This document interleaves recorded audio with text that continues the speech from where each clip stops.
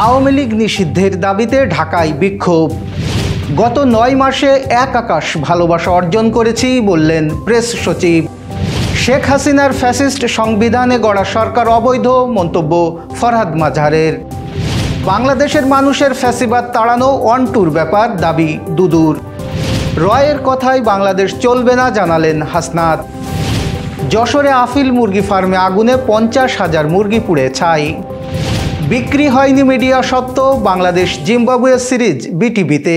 দর্শক, রাতের আয়োজনে আপনাদের সাথে আছি আমি এস.এম. আরিফ। শুনছিলেন প্রধান শিরোনাম। এছাড়াও প্রতিদিনের মতো থাকছে বিশেষ সংবাদ সহ আরও অন্যান্য খবর।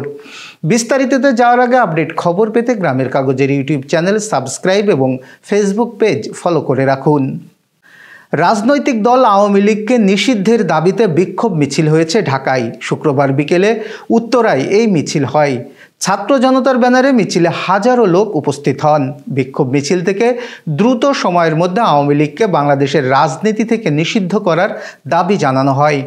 একই সাথে উত্তরায় যারা আওয়ামী লীগের ব্যানারে মিছিল করেছে তাদের শনাক্ত করে দ্রুত গ্রেপ্তারের দাবি জানানো হয়েছে। মিছিলে অংশগ্রহণকারীরা বলেন 24 ঘন্টার মধ্যে উত্তরায় আওয়ামী লীগের ব্যানারে মিছিলকারীদের গ্রেফতার করতে হবে। এ সময় তারা স্বরাষ্ট্র উপদেষ্টার পদত্যাগও দাবি করেন। গত বছরের 5 আগস্ট শেখ হাসিনা সরকারের পতনের পর ডক্টর মোহাম্মদ ইউনূসের নেতৃত্বে দেশে গঠিত হয় অন্তর্বর্তীকালীন সরকার। এই সরকারের প্রেস সচিব হিসেবে দায়িত্ব পান শফিকুল আলম। সরকারের মুখপাত্র হিসেবে দায়িত্ব পালন করতে গিয়ে প্রায় 9 মাসে বিভিন্ন শ্রেণী পেশার মানুষের কাছ থেকে কী অর্জন করেছেন তা তুলে ধরেছেন তিনি। শুক্রবার দুপুরে নিজের ভেরিফাইড ফেসবুকে এই বিষয়ে এক পোস্ট দেন প্রেস সচিব শফিকুল আলম। পোস্টে তিনি লিখেছেন, গত 9 মাসে আমি কি অর্জন করেছি? এক চিমটি ঘৃণা, এক মুঠো অবিশ্বাস ও এক আকাশ ভালোবাসা। বিদ্যমান সংবিধানের মাধ্যমে ফ্যাসিস্ট তৈরি হয়েছে, তাই এর অধীনে সরকারকে বৈধ বলে মনে করি না বলে মন্তব্য করেছেন রাষ্ট্রচিন্তক ফরহাদ মাঝহার। তিনি বলেছেন, এই গণ অভ্যুত্থান আমাদেরকে নতুন রাষ্ট্র গঠনের দিকে নেয়নি। গণ অভ্যুত্থানের শেষে শেখ হাসিনার ফ্যাসিস্ট সংবিধান বহাল রাখা হয়েছে, তা ঠিক বলে মনে করি না।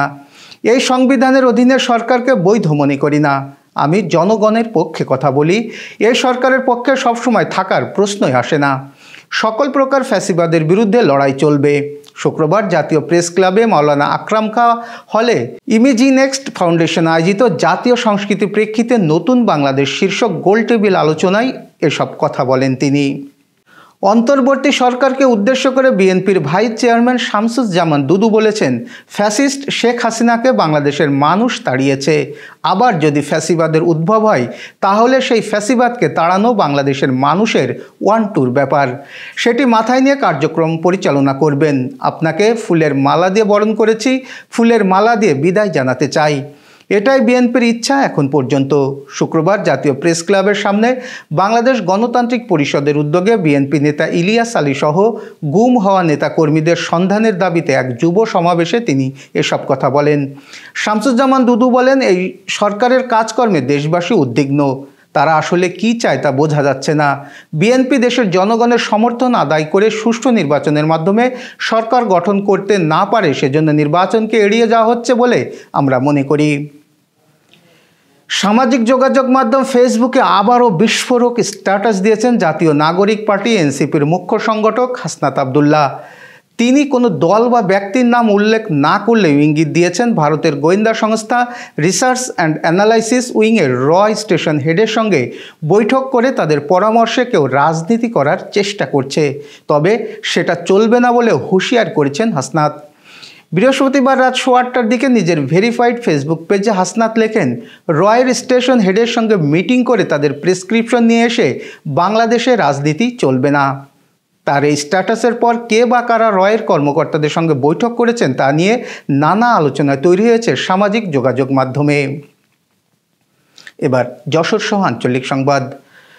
যশোর সদর উপজেলার ঘোড়াগাছায় অবস্থিত আফিল লেয়ার ফার্ম লিমিটেডে ভয়াবহ অগ্নিকাণ্ডে প্রায় 50,000 লেয়ার মুরগি পুড়ে ছাই হয়ে গেছে। এতে প্রতিষ্ঠানটির আনুমানিক 20 কোটি টাকার ক্ষয়ক্ষতি হয়েছে বলে কর্তৃপক্ষ জানিয়েছে। বৃহস্পতিবার দুপুর আনুমানিক 2টার দিকে ফার্মটির একটি শেডে এই অগ্নিকাণ্ড ঘটে।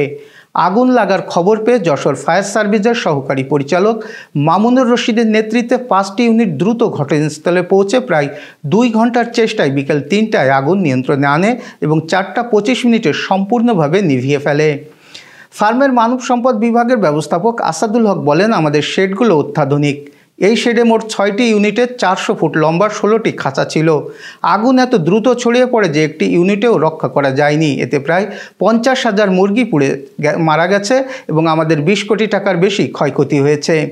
তিনি আরও বলেন, ঘটনাস্থলে কর্মরত স্টাফরা প্রাথমিকভাবে চেষ্টা করলেও আগুন নির্বাপন সম্ভব হয়নি। সৌভাগ্যক্রমে কোনো প্রাণহানি ঘটেনি।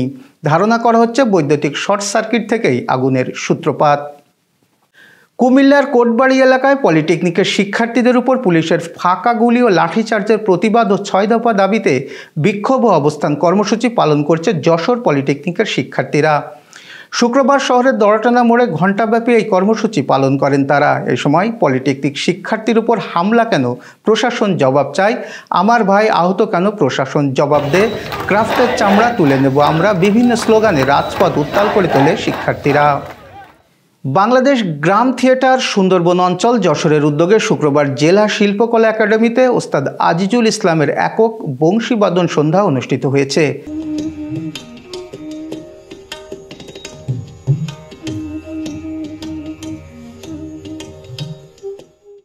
এদিকে একই দিন সন্ধ্যায় যশোর টাউন হল মাঠের রওশন আলী মঞ্চে সুরনিকেতন সাংস্কৃতিক সংগঠনের উদ্যোগে পহেলা বৈশাখের উৎসব অনুষ্ঠিত হয়।